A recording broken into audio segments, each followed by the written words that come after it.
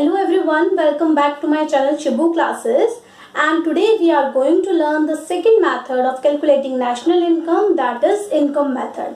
A very important and the interesting one. So let's start it. अब income method होता क्या है? देखिए इनकम मेथड में समझने वाली चीज यही है कि इसमें इनकम की बात होगी, ठीक है, income from various sources. Okay, तो अगर आप मानिए अगर आप एक इंडिविजुअल हैं, जैसे कि अगर आप एक बिजनेसमैन हैं, तो आपकी इनकम कहाँ से हो सकती है, या फिर आप एक सैलरीड एम्प्लॉय हैं तो आपकी इनकम कैसे हो सकती है. क्योंकि अब ये नेशनल इनकम है तो पूरे देश की बात यहाँ की जा रही है, तो इसमें सारे businessman as well as salaried person की जो इनकम होती है उसको लिया जा रहा है. वैसे इनकम मेथड एक बहुत ही इजी मेथड है और इनकम मेथड को कैलकुलेट करने के लिए हमें 3 कंपोनेंट्स का ध्यान रखना चाहिए इनकम मेथड के अंदर नेशनल इनकम को कैलकुलेट करने के लिए. अच्छा, सबसे इंपॉर्टेंट बात जो यहाँ समझने वाली है वो ये है, क्योंकि आप लोग इसमें नेशनल इनकम कैलकुलेट करने जा रहे हो, राइट. और नेशनल इनकम को क्या कहते हैं? NNPFC. ओके, एक्चुअली हमारा जो इससे पहले वाला मेथड था जिसका नाम था value added method. Value added method में क्या था कि आप वैल्यू एडेड मेथड को जो आप यूज कर रहे थे तो आप उससे GDP-MP कैलकुलेट कर पा रहे थे. बाद में आपने देखा कि GDP-MP को कैसे आप NNPFC में कन्वर्ट कर सकते हो, ठीक है. लेकिन अब जो हमारे मेथड है ना इनकम मेथड, इसमें जो ये जो आपका मेथड है इसको यूज करके आपका GDP-MP नहीं आएगा. इधर से आपकी आएगी domestic income. Domestic income means NDPFC, ठीक है. जब भी आप ये इनकम मेथड यूज करोगे तो डायरेक्टली आपको क्या मिलेगा? आपको मिलेगा NDPFC. Okay, that is domestic income. Okay, national domestic product, sorry net domestic product at factor cost. Okay, तो चलिए आज इस इनकम मेथड को सीख लेते हैं. बहुत ईजी है, बिलीव मी. इस इनकम मेथड के अंदर NDPFC को कैलकुलेट करने के लिए हमारे पास 3 कंपोनेंट्स हैं जो यहाँ मैंने मेंशन किए हैं. इन्हीं को हमें 1 बाय 1 समझना है and it's really very easy. First component is compensation of employees का कंपेंसेशन. यानी कि अगर आप कहीं पे एज अ सैलरीड एम्प्लॉय काम करते हैं तो आपका कंपेंसेशन. दूसरी चीज, अभी आप इसको मत देखिएगा, अभी आप सिर्फ इस ब्लू पार्ट को देखो.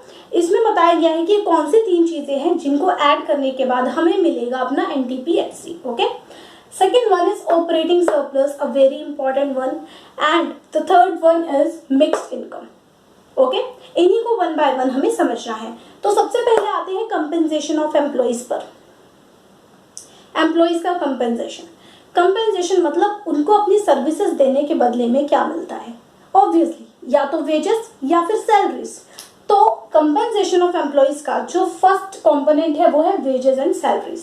अच्छा, क्वेश्चन में अगर आपको ये तीनों components compensation of employees, operating surplus और मिक्स्ड इनकम अगर डायरेक्टली गिवन है तो आपको ये देखने की जरूरत नहीं है कि आपको वेजेस एंड सैलरीज गिवन है या नहीं, यानी इसके जो सब पार्ट्स हैं वो गिवन है या नहीं. फिर आपको उनकी तरफ जाने की जरूरत नहीं है, उन्हें देखने की जरूरत नहीं है, उन्हें ढूंढने की जरूरत नहीं है, और अगर वो वहाँ लिखे भी हुए हैं तो उन्हें इग्नोर कर दो. ओके, लेकिन सिर्फ तब जब आपको ये तीनों कॉम्पोनेंट्स गिवन हो, compensation of employees, operating surplus और मिक्स्ड इनकम. ओके, अच्छा, अब बात करते हैं उस चीज की, तब क्या होगा जब आपको कंपेंसेशन ऑफ एम्प्लॉइज का कोई भी मतलब ये आपको मिलेगा ही नहीं क्वेश्चन में. तो क्या करना है आपको फिर जाना है इसके सब पार्ट्स पर. आपको देखना है कि ये किससे मिलकर कंपेंसेशन ऑफ एम्प्लॉइज बनता है. So first one is wages and salaries. Okay, employees को क्या मिलता है? वेजेस एंड सैलरीज मिलती है, right. Second thing, employers contribution to social security. एक बहुत इंपॉर्टेंट चीज है ये. देखो, सोशल सिक्योरिटी में एम्प्लॉयर का कंट्रीब्यूशन. अब सोशल सिक्योरिटी क्या होती है? वो PPF हो सकता है, ठीक है, आई मीन टू से या PPF नहीं, एम्प्लॉय प्रोविडेंट फंड हो सकता है, वो EPF हो सकता है. अब इसमें क्या होता है ना, इसमें एम्प्लॉयर भी और एम्प्लॉय भी दोनों मिलकर कंट्रीब्यूट करते हैं, ठीक है. और एम्प्लॉय कहाँ से कंट्रीब्यूट करता है? अपनी सैलरी में से. बट जब उसकी सैलरी को हमने काउंट यहाँ कर ही लिया है तो जो उसका कंट्रीब्यूशन होगा वो हम नहीं लेंगे. हम किसका कंट्रीब्यूशन लेंगे, ये बहुत ध्यान देने वाली बात है, क्योंकि बच्चे इस चीज़ को इग्नोर कर जाते हैं कि कंट्रीब्यूशन तो है, वो इतना तो समझ जाते हैं कि कंट्रीब्यूशन है, बट वो ये देखना भूल जाते हैं कि वो एम्प्लॉयर का कंट्रीब्यूशन है या एम्प्लॉय का. तो हमेशा याद रखो कि इसमें आपको सिर्फ एम्प्लॉयर का कंट्रीब्यूशन लेके चलना है, एम्प्लॉय का नहीं.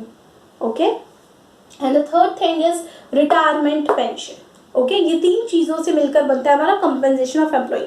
अब इसमें एक और चीज है जो मैंने यहाँ पे अलग से मेंशन नहीं करी है, बट मैं बता देती हूँ। देखो, जब भी किसी को आप अगर एम्प्लॉय हो, आप अपनी कंपनी के लिए कुछ भी काम करते हो, आप अपनी सर्विसेज दे रहे हो, उसके बदले में आपको जो मिल रहा है दैट इज योर सैलरी, ठीक है। लेकिन कभी कभी जरूरी नहीं है कि वो हमेशा आपको सैलरी ही दे, कभी कभी इन काइंड पेमेंट भी होती है। Mind my words, in kind payment. So in kind payment का मतलब होता है कि आपको सैलरी नहीं मिली है, बल्कि सैलरी के, ठीक है। अब सैलरी के बदले क्या मिल सकता है, जैसे कि फॉर एग्जाम्पल आप जो है रहते, मतलब आपकी जो आप जॉब जहाँ कर रहे हो वहां पर आप रेंट पे रूम लेकर रहते हो, ठीक है। अब उधर वो जो हाउस का आप रेंट देते हो, ठीक है, अब कंपनी आपको ऐसे कह सकती है कि एक काम करते हैं कि मैं आपकी सैलरी में से ना कुछ रुपीस काट लूंगी और आपको उसके बदले में एक रेंट पर हाउस दे दूंगी, ठीक है। कंपनी ही आपको हाउस प्रोवाइड करा रही है, लेकिन फ्री में नहीं, वो उससे आपकी सैलरी से कट कर रही है। फॉर एग्जांपल, अगर आपकी सैलरी 50,000 है तो हो सकता है उसमें से 10,000 जो है कंपनी डिडक्ट कर ले इस बात के कि वो आपको हाउस दे रही है रहने को। ओके, सो वो भी क्या है, पेमेंट तो कर रही है कंपनी, बट वो इन काइंड कर रही है, यानी कि वो रियलिटी में आपको 50,000 नहीं दे रही, रियलिटी में तो 40,000 दे रही है।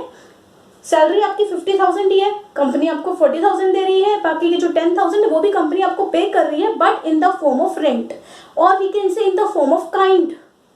ओके, ये एक एग्जांपल है इन काइंड पेमेंट का, ठीक है। तो इस चीज का ध्यान रखना है। ओके, तो वो भी हम इसमें लेंगे अगर आपको अलग से गिवन है तो।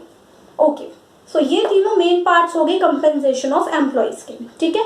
उसके बाद हम आते हैं बहुत ही इंपॉर्टेंट चीज पर, that is operating surplus. I think मुझे इसे बाद में डिस्कस करना चाहिए, पहले मिक्स्ड इनकम डिस्कस कर लेते हैं, क्योंकि operating surplus is really very very interesting part, ठीक है। और इसी से ज्यादा क्वेश्चंस आते हैं। कैसे क्वेश्चंस आते हैं वो हम थोड़ा बाद में डिस्कस करेंगे, पहले हम समझते हैं मिक्स्ड इनकम को कि मिक्स्ड इनकम क्या है। अब देखिए, सपोज कीजिए आपका खुद का बिजनेस है और आप अपने घर में ही काम कर रहे हैं, आपके घर में ही आपका ऑफिस है, आप अपने घर के मेंबर्स की हेल्प लेते हैं उस काम में, आप रेंट नहीं दे रहे हो क्योंकि आप अपने घर का यूज़ कर रहे हो, और आप रेंट नहीं दे रहे हो, आप अपने घर के लोगों की हेल्प ले रहे हो, ठीक है। और हो सकता है कि आपको कोई मशीन जैसे कंप्यूटर चाहिए, तो हो सकता है आपके घर में जो नॉर्मल सा कंप्यूटर पड़ा हुआ है, आपने अलग से नहीं खरीदा है, आप उस कंप्यूटर को उठा के यूज़ कर रहे हो, ठीक है। तो एक तरह से क्या है, आप अपना काम तो कर रहे हो पर अपने घर की चीज़ें यूज़ कर रहे हो। तो जब भी आप अपने घर की चीज़ें यूज़ कर रहे हो तो ये नहीं पता चल रहा आपका रेंट कितना जा रहा है, ठीक है। दूसरी चीज़ ये नहीं पता चल रही कि आप सैलरीज कितनी दे रहे हो इस केस में, क्योंकि आप बिजनेसमैन हो ना, तो आप क्या कर रहे हो, अपने घर वालों की ही हेल्प ले रहे हो उस बिजनेस में, तो आप अपने घर वालों को सैलरी पे नहीं कर रहे हो, ठीक है। सो हमें यहाँ पता नहीं चल रहा एक्चुअली आपकी सैलरी तो जा रही है, बट वो किसी और फॉर्म में जा रही है, हम उसको डायरेक्टली इवेल्युएट नहीं कर सकते कि कितना मतलब आप पेमेंट कर रहे हो, ठीक है। कर रहे हो आप पेमेंट, लेकिन अपने डायरेक्टली नहीं पे कर रहे हो अपने घर वालों को, ठीक है। तो इस केस में ये हम अलग से नहीं पहचान पाते कि कितना रेंट आपका जा रहा है, कितनी पेमेंट आप कर रहे हो, ठीक है। और दूसरी चीज़ों का नहीं पता चल पाता, जैसे आप अपने घर का ही कंप्यूटर यूज़ कर रहे हो, अगर आप कहीं और जाके बाहर से खरीद के लाते तो पता चलता है कि आपकी इतनी कॉस्ट आ गई उसमें, ठीक है। लेकिन अभी नहीं पता चल रहा है, तो उस केस में अगर आप सेल्फ एम्प्लॉयड हो, अपना ही कोई काम कर रहे हो, अपने घर में कर रहे हो, अपनी चीज़ों का यूज़ कर रहे हो, अपने लोगों का यूज़ कर रहे हो उस काम में, so that is called mixed income. तो जो भी आपकी इनकम होगी that will be called as mixed income, क्योंकि उसमें हमें पता ही नहीं चलेगा what is rent, what is salary and other things. So actually mixed income is a mixture of rent, interest, profit and COE. ये सबका मिक्सचर होता है, इसको हम एज इट इज ले लेते हैं, इसके कोई सब पार्ट्स नहीं होते हैं, ठीक है। बहुत ही ईजी है, मिक्स्ड इनकम आपको इजीली जो है क्वेश्चन में लिखा हुआ मिलेगा और आप उसको डायरेक्टली ले सकते हो। अब हम आते हैं सबसे इंपॉर्टेंट पार्ट पर, जो है ऑपरेटिंग सरप्लस। देखो, ऑपरेटिंग सरप्लस के अंदर 3 चीजें मेन हैं, वो आती हैं, वो क्या क्या है, rent, interest and profit. Rent, interest, profit, बस यही 3 चीजें हैं। अब आप कहोगे तो इसमें ऐसा मतलब डिफिकल्ट क्या था, डिफिकल्ट कुछ भी नहीं है, लेकिन ये बहुत इंपॉर्टेंट कंपोनेंट है, ठीक है। रेंट आपको गिवन हो सकता है, हाँ रेंट के साथ साथ कभी कभी रॉयल्टी भी लिखा हो सकता है, तो वो भी आप लोगे, ठीक है। अगर दे रखा है तो, नहीं दे रखा तो उसके बारे में टेंशन लेने की जरूरत नहीं है। इंटरेस्ट दिया हुआ होता है तो आप उसको ले सकते हो। प्रॉफिट, प्रॉफिट अगर दे रखा है तो बहुत अच्छी बात है, डायरेक्ट ले लो। प्रॉफिट नहीं दे रखा, then please search for these 3 things. ये तीनों मिलकर प्रॉफिट बनाते हैं, मतलब ये तीनों प्रॉफिट के पार्ट हैं। अगर आपको प्रॉफिट डायरेक्टली गिवन है तो you can take it directly, but अगर नहीं गिवन है तो फिर आपको ये तीन पार्ट्स ढूंढने पड़ेंगे। So listen me very carefully, understand it and write down each and everything in your notebook. That's very important. Okay. So the first part is dividends or distributed profit. देखो मैंने dividends और distributed profit दोनों एक साथ क्यों लिखे हैं, क्योंकि दोनों एक ही बात है, ठीक है। अब सपोज कीजिए आप एक किसी कंपनी में, देखो कंपनी में क्या होता है ना, कभी भी कंपनी किसी एक बंदे की नहीं होती है, मतलब उसमें ना हिस्सेदारी होती है कई लोगों की जो शेयर्स खरीदते हैं उस कंपनी के, वो उस कंपनी के शेयर होल्डर्स जो होते हैं ना, वो उस कंपनी के मालिक भी होते हैं। तो जितने भी शेयर होल्डर्स होते हैं ना उनको क्या मिलता है बदले में, देखो उनको साल के अंत में जो प्रॉफिट आता है ना, उसमें से उनकी इन्वेस्टमेंट के अकॉर्डिंग या उन्होंने जितने शेयर्स खरीद रखे हैं उसके अकॉर्डिंग उस प्रॉफिट में हिस्सा मिलता है, ठीक है। अगर आपने ज़्यादा शेयर्स खरीद रखे होंगे, ज़्यादा इन्वेस्टमेंट आपकी होगी कंपनी में, तो आपको ज़्यादा प्रॉफिट का ज़्यादा पार्ट मिलेगा। अगर आपकी कम इन्वेस्टमेंट होगी तो आपको प्रॉफिट का कम पार्ट मिलेगा। That's it.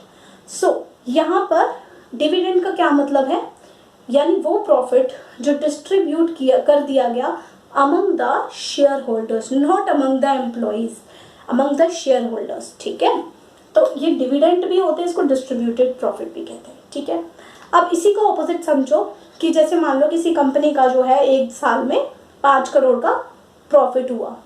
अब उस 5 करोड़ के प्रॉफिट में से कंपनी ही फैसला करेगी कि उसे ये प्रॉफिट डिस्ट्रीब्यूट करना है या फिर कंपनी में ही रखना है, कंपनी में और ज़्यादा इन्वेस्ट करना है, कंपनी को ग्रो करना है, उसमें इन्वेस्ट करना है। Okay, so in that case company will decide कि प्रॉफिट रखना है या फिर बांट देना है, या फिर कभी कभी ऐसा भी होता है कि प्रॉफिट का कुछ पार्ट कंपनी में रखा जाता है, कुछ पार्ट बांट दिया जाता है। तो जो पार्ट कंपनी में रखा जाता है that is called third one, that is undistributed profit और रिटेन्ड अर्निंग्स, ठीक है। उसे अनडिस्ट्रीब्यूटेड प्रॉफिट या रिटेन्ड अर्निंग्स कहते हैं, दोनों का मतलब एक ही है। वो प्रॉफिट जो नहीं बांटा गया या वो अर्निंग जो रिटेन रोक ली गई। Okay, and the second part is corporate profit tax. Oh my God, tax, yes. Actually जब भी प्रॉफिट होता है ना किसी कंपनी को, तो सबसे पहले उन्हें टैक्स देना पड़ता है। So tax is also the part of the profit, जो कि उसके प्रॉफिट पे लगता है। किसी भी कंपनी के प्रॉफिट पे जो टैक्स लग रहा है that is called corporate tax. Okay, so वो भी देना पड़ता है। तो जब इन तीनों को ऐड करते हैं तब हमें रियल प्रॉफिट का पता चलता है। Got it? ओके, प्रॉफिट दे रखा है तो बहुत अच्छी बात है, नहीं दे रखा तो आप ये तीन चीजें इसमें जरूर ढूंढोगे। ओके, तो आई होप कि ये आपको क्लियर हो गए होंगे। और हाँ, इन तीनों को जब आप ऐड कर दोगे ना तो क्या निकलेगा, domestic income, that is NDPFC. एनएनपीएफसी नहीं निकलेगा, एनडीपीएफसी निकलेगा, ठीक है। तो चलो इससे रिलेटेड एक क्वेश्चन कर लेते हैं बेटर अंडरस्टैंडिंग के लिए। Okay, let's do it now. Okay, now let's do this question together. Okay, तो सबसे पहले चेक कर लेते हैं इस क्वेश्चन में क्या क्या आइटम्स गिवन है, और रिमेंबर कि हम इनकम मेथड यूज करने जा रहे हैं जिसकी हेल्प से हम एनडीपीएफसी कैलकुलेट करेंगे, ठीक है। So first item is wages. Okay, wages is the part of COE. Okay, rent. Okay, rent is the part of operating surplus. Interest is also the part of operating surplus. Dividend, dividend is also the part of operating surplus. Mixed income directly दी हुई है. Okay, so there is no worry about to that. Undistributed profit again is the part of operating surplus. Employers contribution to social security, employers contribution, remember, so that is the part of compensation of employees. Okay, and corporate profit tax is a part of profit, right, operating surplus profit, and net factor income from abroad. Okay, we will discuss about it later. Now यहाँ देखो, यहाँ पर कहीं भी आपको compensation of employees नहीं दिया, operating surplus नहीं दिया, एंड मिक्स्ड इनकम दिया है। मिक्स्ड इनकम तो आपको हमेशा डायरेक्टली ही मिल जाएगा, so there is no worry about that. Okay, so compensation of employees नहीं दिया, तो कंपेंसेशन ऑफ एम्प्लॉयज नहीं दिया तो आपको क्या ढूंढने की जरूरत है, wages and salaries, first thing. Second thing कि जो एम्प्लॉयर का कॉन्ट्रीब्यूशन होता है सिक्योरिटी, सोशल सिक्योरिटी फंड में या फिर प्रोविडेंट फंड में, ठीक है, वो देखने की जरूरत है। And third thing is retirement pension, अगर दे रखी है तो ठीक है, नहीं दे रखी तो कोई बात नहीं। ओके, सो जैसे मैं यहाँ देख सकती हूँ कि सबसे पहले वेजेस गिवन है, वेजेस गिवन है, सैलरीज नहीं given, don't worry about that, wages ही सैलरीज है, don't worry, okay. So wages given है आपको, और आपको रेंट नहीं लेंगे इसमें, इंटरेस्ट में कंपनसेशन ऑफ एम्प्लॉइज के ही आइटम्स देख रही हूँ पहले, ठीक है।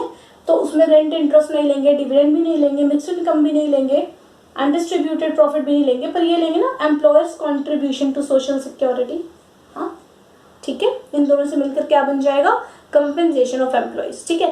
तो हाँ, मैं ऐसे ना टिक लगाती जाऊंगी कि क्या क्या लेना है, बाद में हम उन सबको ऐड कर लेंगे, ओके ओके। इतना हो गया, कंपनसेशन ऑफ एम्प्लॉयज के पार्ट हो चुके हैं। अब हम आते हैं ऑपरेटिंग सरप्लस पर। ऑपरेटिंग सरप्लस में 3 चीजें आती हैं, I am repeating it again.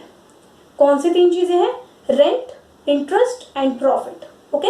Rent given है क्या, हाँ गिवन है rent, rent is given to you, interest is also given to you, right. Rent given है, इंटरेस्ट गिवन है, प्रॉफिट देख लो डायरेक्टली कहीं गिवन हो तो, नहीं है।